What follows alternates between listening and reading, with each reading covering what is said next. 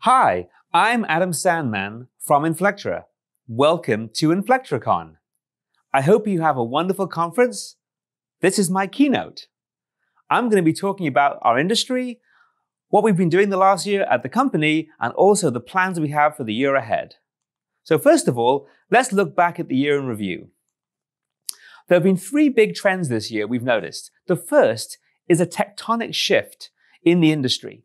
The largest player in the software testing space for many years, certainly since I've been in the industry, has largely moved away from supplying customers. People are migrating from their solution to almost any solution out there. So it's been a huge point of inflection, dislocating the market. And so people who had their software testing, their QA processes in place, are now looking to find alternative solutions. At the same time as that happening, we've also seen a rise of continuous delivery and what we call the integrated software supply chain.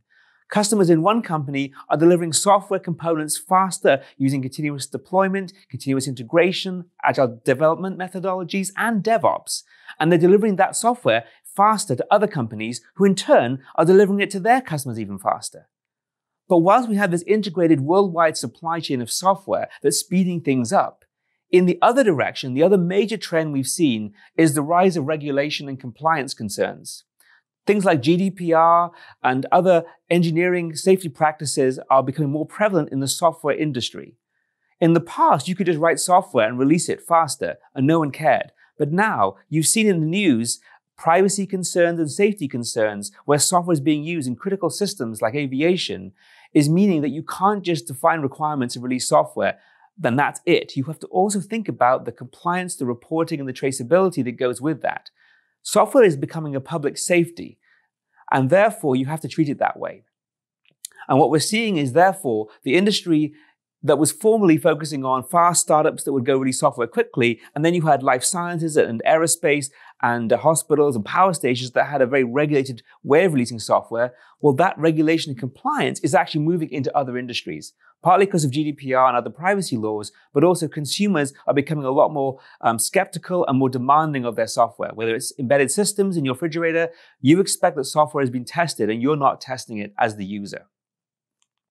So what does that mean? We feel that means that the industry is moving from a pure agile methodology to what we call agile today, but compliance ready. So you have to be agile, release things fast, get instant feedback, incorporate that feedback in real time into your systems, but have everything in place to be compliant, being able to do paperwork, being able to satisfy regulators and consumers or business owners. And so agile and compliance are no longer two separate things. They have to come together. You can't do one without the other. And we feel that is the biggest force changing the industry today. In addition, in a more near term, this year has also seen some unforeseen things around the coronavirus. We have seen the industry sort of formed into four kinds of company. There are unfortunately the companies whose business model just doesn't work, and this has hastened that trend. We've also seen industries that are fundamentally sound, and companies that are fundamentally sound in those industries, but temporary concerns with the coronavirus means they have had trouble scaling their businesses, having to potentially backtrack. They are fundamentally sound companies, and their business models are sound, but the industry and the environment right now is not very hospitable. There's also companies like Zoom that have completely taken off like a rocket this year.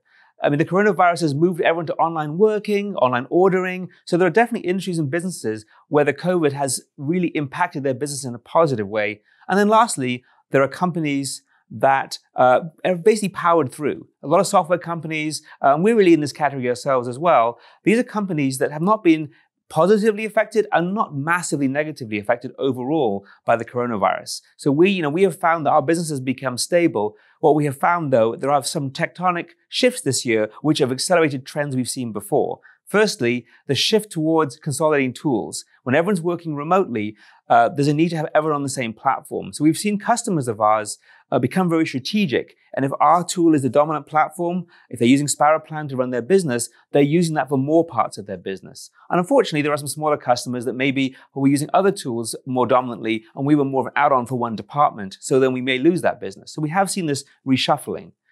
Also, customers are looking to cut costs, and if you can consolidate tools, that's also helping reduce the cost during this economic downturn. Another trend we've seen this year, which is not so fundamental, but it's just continuing a trend we've seen before, but it definitely has accelerated, is the move to cloud. 4 or 5 years ago, many customers would look at cloud and be fine with it, but there were customers in life sciences, medical, aerospace. They were going on-premise. Cloud was this foreign thing. Now, if you look back, this last year, many clients are looking cloud first, and we've even had clients who were bought on-premise who are now migrating to cloud, often really quickly, because their IT systems just couldn't handle the move to remote working. So it's been really interesting seeing that. And we've actually tried to help some of our customers this year because we have customers in those different industries. Some customers whose business I think have done well because of the coronavirus, because they support remote working.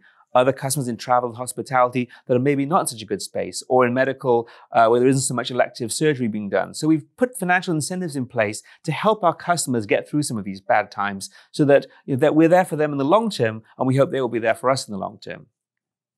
Now, these are some of the trends in our industry. As a company, at Inflectra, we believe at a fundamental level in the idea of harmony. Harmony in the software development world, in the software testing world, but foremost, harmony across the people using all of our tools, all the people working together. That's what we're about at the company. And we feel harmony really comes through in our products and our designs and how we go about business in 3 distinct ways. Firstly, what we call simplicity. And simplicity doesn't mean it's simple. So what we mean by simplicity is we give you tools and systems that when you use them, you can spend 99% of your time using them and 1% of your time managing or configuring them. The ultimate tool should be one that's invisible to the users and they do their job and they don't think about it. So that's how we've designed our software. It should be simple to use and give you more time using it. Another thing that's really important around harmony is also bringing the different disciplines together. You think about the software testing world, the software development world, people who do managed systems. We have found that there's often this gulf between business analysts, developers, testers. They're often using different requirements, different tools. They use different terminology. That doesn't help foster a common understanding of the systems. And if you ever find software projects that fail, it's often because there's not a good understanding of requirements. That means that often the requirements are written down by one group, passed to a different group, and then tested by a third group. Well, that doesn't help. So we believe very strongly that testers, developers, and managers have to work together to release quality software on time. And then the last piece of harmony is what we call the ecosystem. We don't believe that any one package or any one tool should be the one you have to use for everything because it's a complex world. There are different systems that have strengths and weaknesses. So we let you use your favorite tools, whether it's Jira, whether it's Microsoft Azure DevOps or GitLab or GitHub or any other number of systems that we integrate with. And we have a commitment to constantly looking for new systems to integrate our tools with so that whatever you're using, you can have our part of our system tie into your ecosystem simply and easily without any fuss. Okay, so now let's talk a little bit about the company. So as a company, it's actually been a really good year last year and this year too. The last 2 years, we've grown 40% year over year.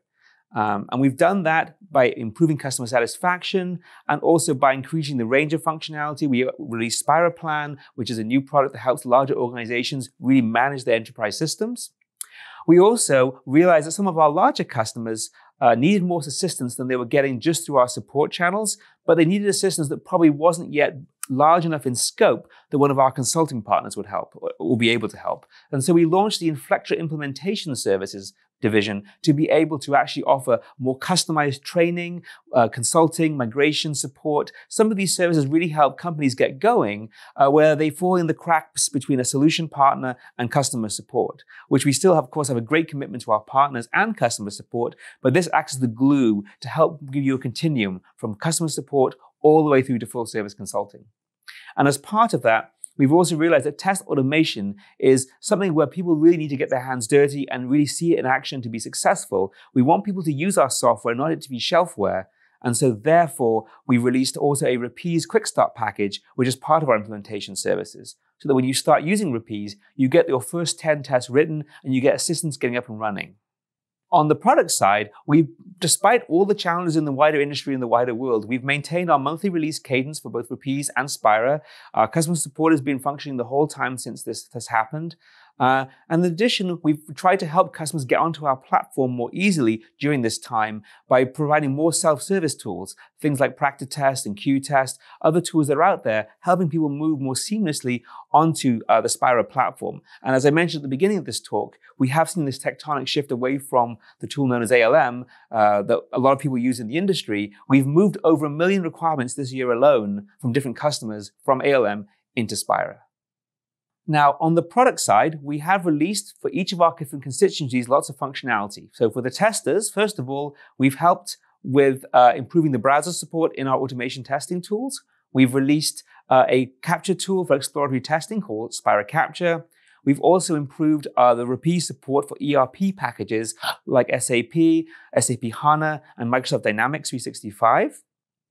We've also looked at ways to help testers more customize their experience within Spira, with the ability to turn on and off different features, control the settings, and especially in our more compliant and regulated industry customers, being able to enforce certain rules happen in the testing process.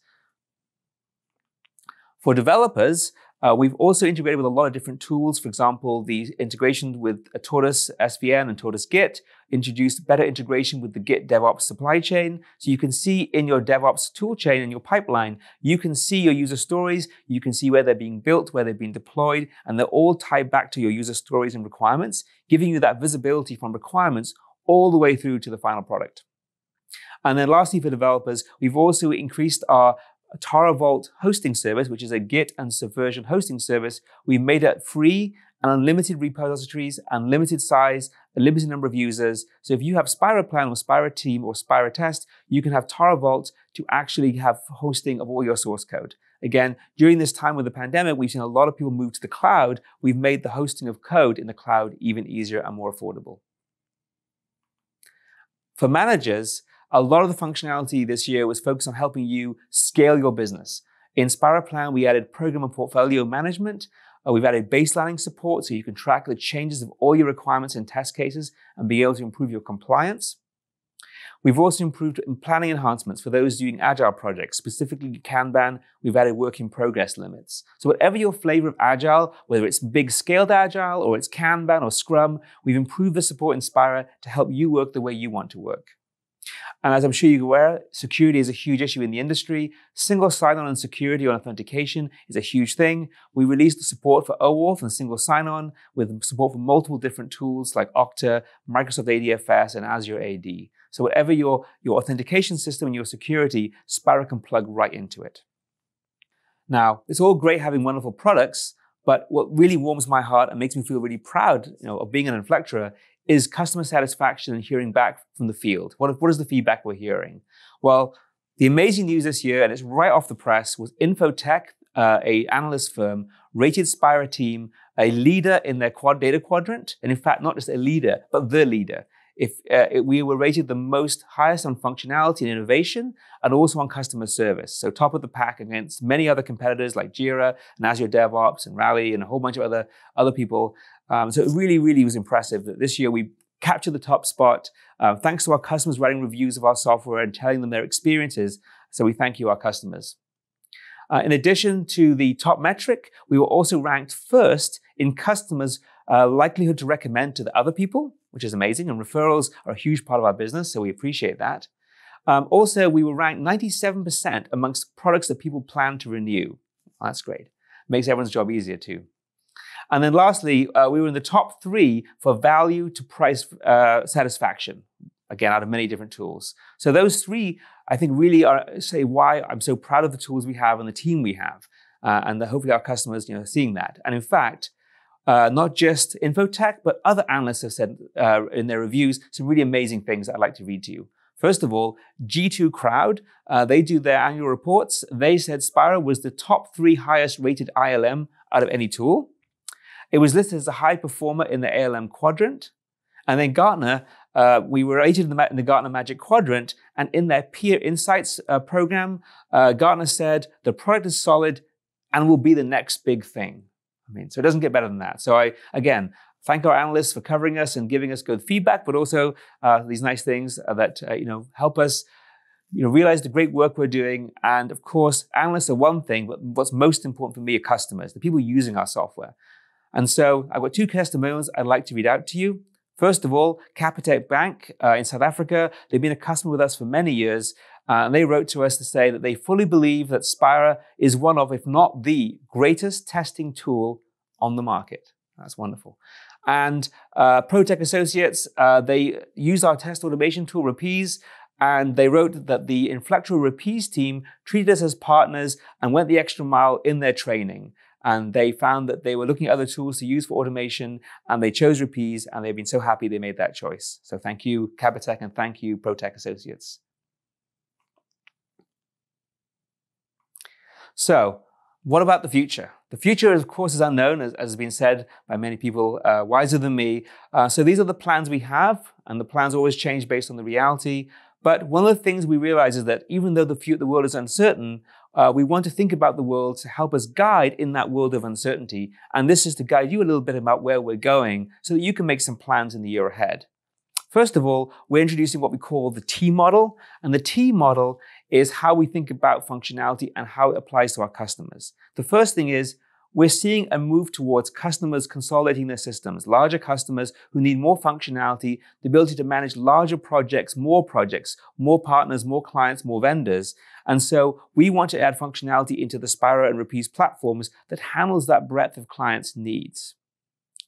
Secondly, customers, irrespective of their size, are seeing an increasing depth and need for specific functionality depending on their industry that has functionality that they need to be able to do their jobs, whether it's life sciences, needing electronic signatures, or it's traceability needs in the financial services industry, security needs in other industries. There are specific needs that every industry has, and that our tools, if they can have that support built in, means you need less configuration, you need less time to install plugins, less third-party solutions. You can spend more time building software and less time being a system integrator of your own tools. So again, the idea is this T model will be guiding our roadmap for the next year.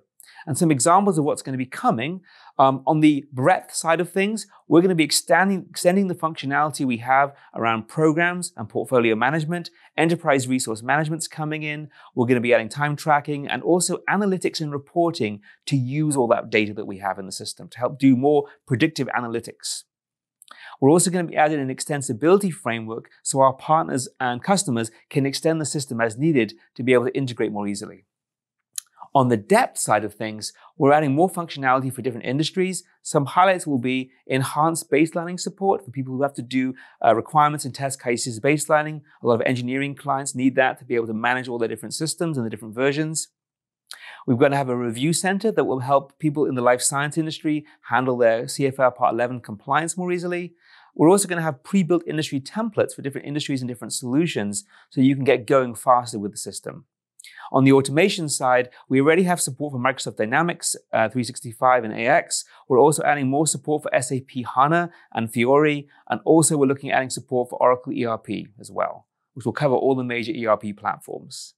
So those are some of the main things coming this year. Now, I'd like to also talk about our partners. So this year, we've added several new partners to our network.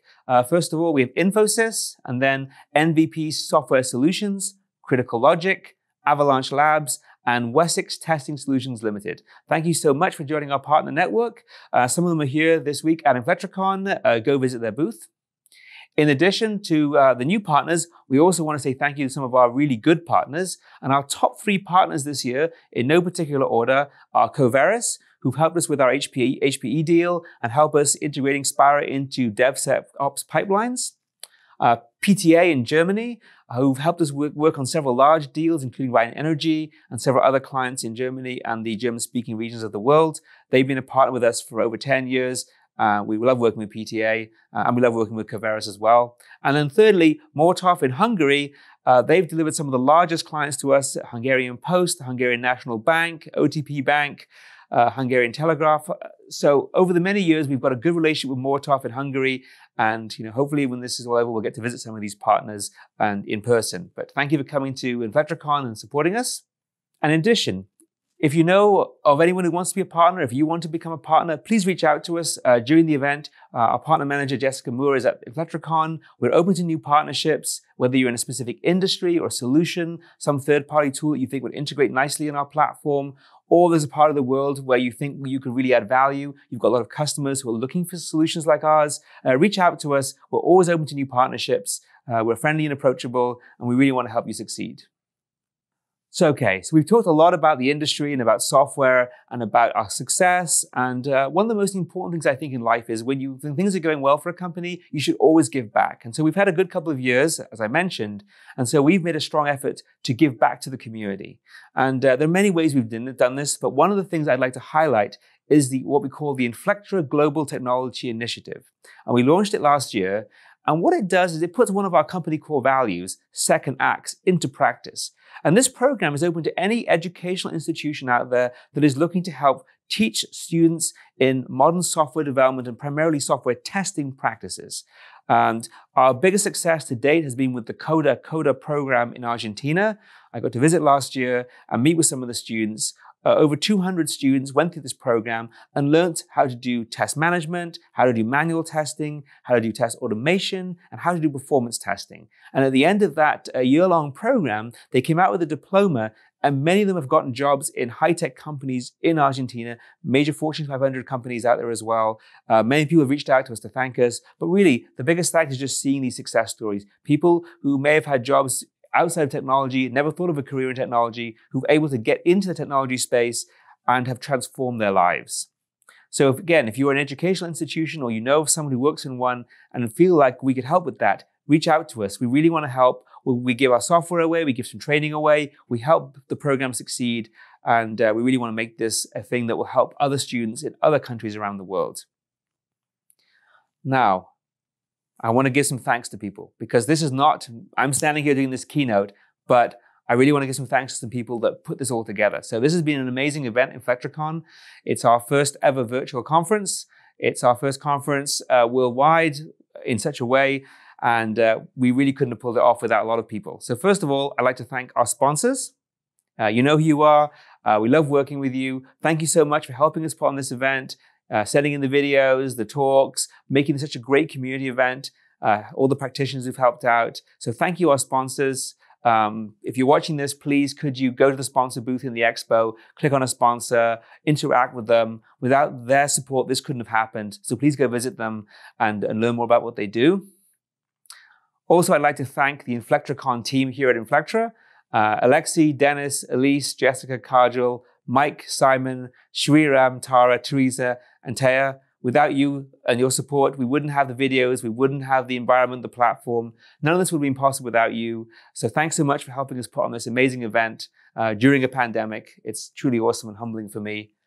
And then lastly, there are two people I really need to call out, the brains behind InflectraCon in many ways. Taya, who's our head of marketing and business development, who's had to sit through endless video recordings and recitals and nagging people for the speakers, for their slides, for their recordings and the social media, and has been staying up many hours to the wee hours to put this together. Without her love and attention to this event, it wouldn't have happened. I also would like to thank Simon, who's our head of products, who was pulled off doing his regular job to build the conference platform with his team and to make sure all the systems worked and all the videos in the right time slots and the Discord platform would integrate cleanly. So many small details that you take for granted, but without Simon and his team, this wouldn't have happened. So thank you, Taya and Simon. I thank you so much for what you've done. And then lastly, thank you everyone for attending InflectraCon. Think Inflectra, think harmony.